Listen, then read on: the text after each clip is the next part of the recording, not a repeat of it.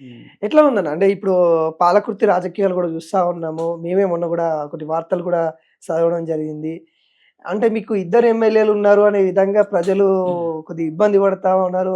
అధికారం ఒకళ్ళది, పెత్తనం ఒకళ్ళది. అత్తదేమో పెత్తనం, కోడళ్ళేమో అధికారం అనే విధంగా కొంత ఇబ్బంది పడతా ఉన్నారన్నట్టు అంటా ఉన్నారు. నిజమేనా? ఎట్లా ఉందాడ? 100% ప్రజలలో అదే ఉంది. ఆ భావన 100% ఉందా? అదే భావన ఉంది. వర్గ పోరు గూడా చాలా వాళ్ళ దాంట్లోనే వర్గ పోర్లు డివైడ్ అయినాయి. అంటే ఎమ్మెల్యే గారికి ఒక వర్గము, అత్తగారికి ఒక వర్గం హ్మ్. ఇట్లాంటి అంటే జరుగు అత్త, కోడళ్ళ మధ్య గూడా విభేదాలున్నాయి. అదిగా మనం డైరెక్ట్ చెప్పలేం గానీ ప్రజలల్లో అదైతే రన్ అవుతుంది. కొంతవరకైతే ఆ! కనిపిస్తుంది. హ్మ్. ప్రజలల్లో రన్ అవుతుంది. వాళ్ళు చెప్పిన పనులు ఏది గూడా ముందుకు తీసుకుపోలేదు. హ్మ్. అందులో ఫెయిల్ అయిండ్రు. అంటే ఆహ్, యశస్విని రెడ్డి వాళ్ళు అంటే వీళ్ళు అధికారంలోకి రాకముందుకే సేవా కార్యక్రమాలు చేశాము అనే విధంగా చెప్తా ఉన్నారు కదా! చేయలేదా అంతగానం ఇప్పుడు? అదే అంత పెద్ద ఏం సేవా కార్యక్రమాలు లేవు. అంతా అప్పట్లో వాళ్ళ తాతలు, తండ్రులు వాళ్ళు ఉన్నప్పుడు హ్మ్. కొన్ని ల్యాండ్స్ అంటే కొన్ని స్కూళ్ళకి ఇచ్చిండ్రు. కానీ తర్వాత వాళ్ళు ఏం జేయలేదు. ఇప్పుడు వాళ్ళు అంటే ఇక్కడ మా గ్రామంలోనే ఒక స్కిల్ డెవలప్‌మెంట్, ఉమెన్ ఎంపవర్‌మెంట్ ఒక స్కిల్ యూనివర్సిటీ కట్టిస్తా అని జెప్పి అప్పుడు గట్టిగా నియోజకవర్గ ప్రజలందరిని నమ్మిచ్చి హ్మ్. హ్మ్. అక్కడ మా పొలం పక్కనే ఉంటది. హ్మ్. ఎకరా పొలం ఈ మా పొలం మాకు అక్కడ కొంత ల్యాండ్ ఉన్నది. హ్మ్. హ్మ్. దాని పక్కనే ఒక 74 ఎకరాలు తీసుకున్నారు. ఆడ ఆ స్టోనేసి ఇప్పటి వరకు 2 సంవత్సరాలు దాటుతాంది. హ్మ్. హ్మ్. ఇదే శంకుస్థాపన స్టోనేసి. ఆ! ఆడ తట్టెడు మట్టి గూడా లేదు. అంతా చెత్త చెదారం ఉన్నది. హ్మ్. నిజంగా చెప్పాలంటే ప్రజలందరూ అది నమ్ముకొని అట్లాంటి అంటే స్కిల్ డెవలప్‌మెంట్ అంటే, ఉమెన్ ఎంపవర్‌మెంట్ అంటే ఏదో కొంతమందికి చేస్తారు. ఎంప్లాయ్‌మెంట్ అవుతారు. మా విలేజ్‌లో గూడా స్కిల్ డెవలప్‌మెంట్ ఈ ప్రోగ్రామ్ మన విలేజ్‌లో పడుతున్న యువతకు ఒక ఉపాధి కలుగుతదని జెప్పి కొంతమంది రైతులు 2,00,000కు, 3,00,000, 4,00,000కు ఇప్పుడు 50,00,000 ఉంది ఆడ హ్మ్. హ్మ్. ఎకరం. అంటే సర్పంచ్ ఎలక్షన్స్ అప్పుడు గూడా జూసాము. ఎక్కడైనా గాని ఎమ్మెల్యే పోతుంటే సరే కొన్ని ఇబ్బందులనేవి ఎక్కడైనా గాని కొంతమంది వ్యతిరేకత వర్గం గూడా ఉంటుంది. అవును. కానీ యశస్విని రెడ్డి మాట్లాడుతుంటే గూడా అక్కడ చాలా మంది గూడా మహిళలు అని వాళ్ళు ఆవేదన వ్యక్తం చేస్తా ఉన్నారు. ఎందుకు పాలకుర్తిలో అంతగానం ఒక ఎమ్మెల్యే మీద ఆవేదనగా మాట్లాడుతున్న విధానం కనబడుతుంది. ఎందుకంటారు అట్లా? అంటే క్షేత్రస్థాయిలో అంటే పనిచేసిన వాళ్ళనే డిస్కషన్ ఏందంటే, పనిచేసిన నాయకులను గుర్తించట్లేరు. కొత్త హ్మ్. వాళ్ళని వేరే పార్టీ నుండి వచ్చినోళ్ళకే అది జేస్తున్నారని జెప్పి, మొన్న సర్పంచ్ అభ్యర్థులను గూడా వేరే పార్టీ నుండి వచ్చినోళ్ళకి ఇచ్చిల్లని జెప్పి, హ్మ్. వాళ్ళ నాయకులు డిస్టర్బెన్స్ అదంతా మొత్తం మనం న్యూస్ ఛానెల్‌లో చూస్తున్నాం. అవునవును. కాకిరాల ప్రసాద్ గారు గూడా పెద్ద లీడరే. అవును. మన కిషోర్ రెడ్డి గారు వీళ్ళందరూ గూడా చాలా పెద్ద సీనియర్ లీడర్ వాళ్ళు. హ్మ్. హ్మ్. వీళ్ళకంటే చాలా సీనియర్ లీడర్. అట్లాంటి వాళ్ళు గూడా పెట్టిన అంటే వాళ్ళు క్షేత్రస్థాయిలో బలం ఉన్న నాయకులు. హ్మ్. అట్లాంటి లీడర్లు పెట్టిన అభ్యర్థులను వేరే పెడితే కూడా రెబెల్ 6 మందేమో గెలిసారు. హ్మ్. హ్మ్.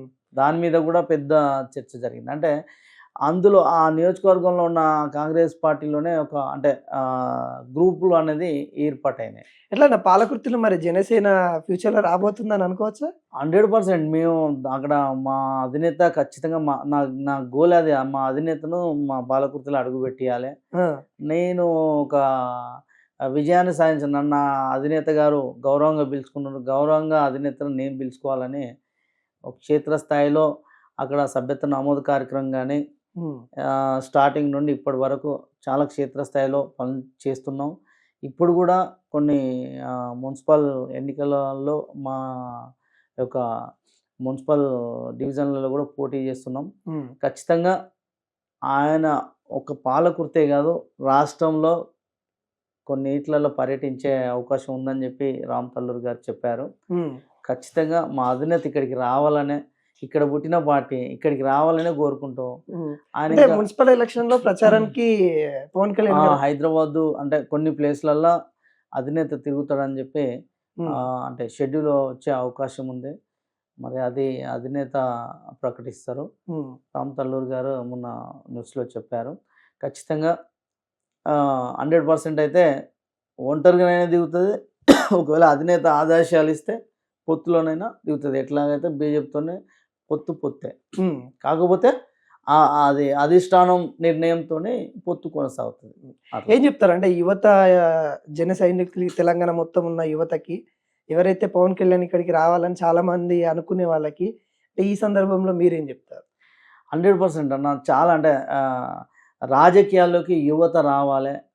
మంచి అంటే కొత్త కొత్త ఆలోచనతో కొత్త కొత్త యువత ఎంతో మంది ఉన్నారు. అంటే సమాజం మీద అవగాహన లేనోళ్ళు కూడా లీడర్లు అవుతున్నారు. ఆ! ప్రజలకు సేవ చేయాలనే ఆ తపన లేనోళ్ళు కూడా ఎమ్మెల్యేలు, ఎంపీలుగా ఎంతో మంది ఉన్నారు భారతదేశంలో. అంటే నిజంగా క్షేత్రస్థాయిలో సేవా కార్యక్రమాలు చేసే యువత గానీ, ఎన్నో సేవలు చేసే యువత ఇంకా అక్కడే ఉన్నారు. అలాంటి యువతను ఇప్పుడు జనసేన బయటికి తీస్తది.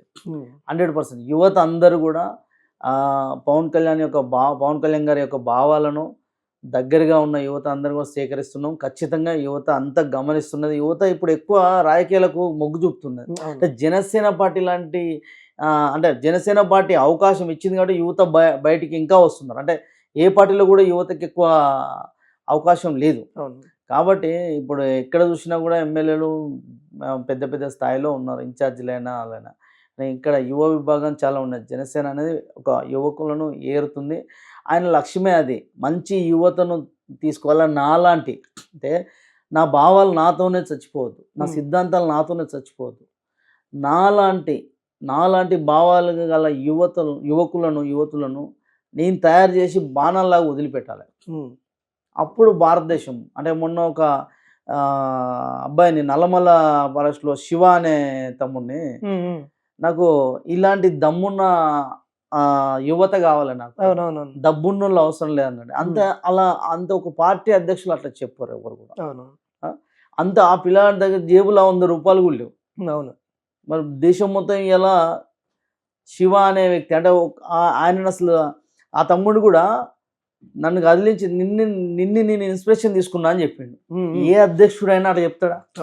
ఆ స్థాయిలో ఉన్న అధ్యక్షుడు శివ తమ్ముడు నాకు చాలా దగ్గర తమ్ముడు.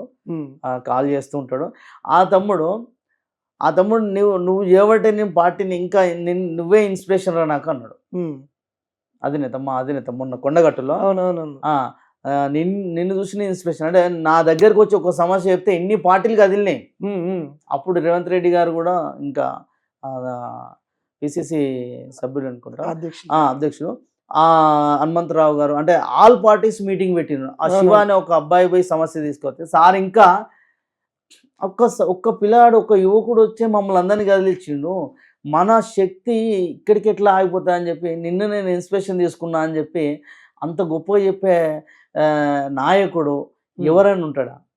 ఆ స్థాయికి వెళ్ళిపోయిన తర్వాత అంటే 2019లో జరిగిన విషయాన్ని మళ్ళా గుర్తు చేసి అంటే ఆయనకు ఏదైనా కూడా ఓపెన్గా మాట్లాడే నాయకుడు. అలాంటి నాయకుడు భారతదేశానికి కావాలి. రేపు భారత పౌరులకు ఆయన దిక్సూచి అవుతాడు. ఆయన కాబోయే మాకు తెలిసి ఒక 20 సంవత్సరాల తర్వాత ఆయన ఒక ప్రధానమంత్రి స్థాయిలో ఉండే నాయకుడు.